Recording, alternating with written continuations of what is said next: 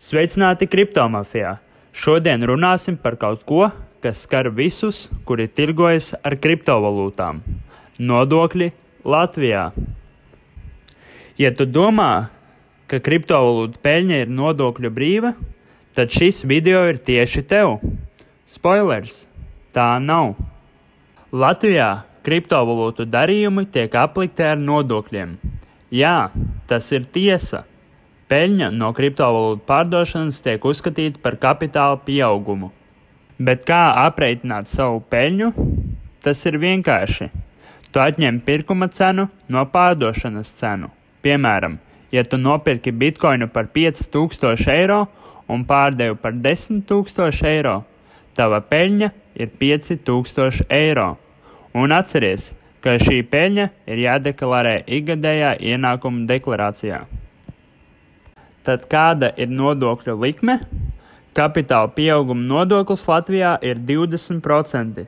Tas nozīmē, ka no saviem 5000 eiro peļņas tev būs jāmaksā 1000 eiro nodokļos. Bet ko darīt, ja esi veicis vairākus darījumus? Tev būs jāuzskaita visi savu pirkšanas un pārdošanas darījumi un jāaprēķina kopējā peļņa vai zaudējumi. To ir iespējams izdarīt arī automātiski pieprasot no savas biržas.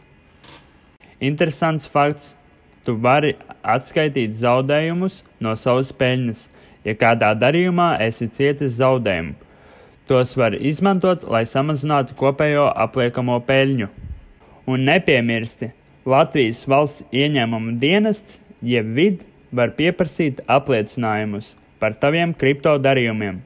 Tāpēc vienmēr saglabā visus darījumus, pierakstus un dokumentus. Es ceru, ka šis video palīdzēja saprast, kā nodokļi darbojas ar kriptovalūtām Latvijā. Ja tev patika šis video un vēlies uzzināt vairāk, seko man un ielaiko šo video, lai tava kripto tirdzniecība būtu veiksmīga un legāla. Kā arī ieraksti komentārā, kā tev liekas, vai valstī būtu jāatņem tava nauda, ko tu pats esi pelnījis.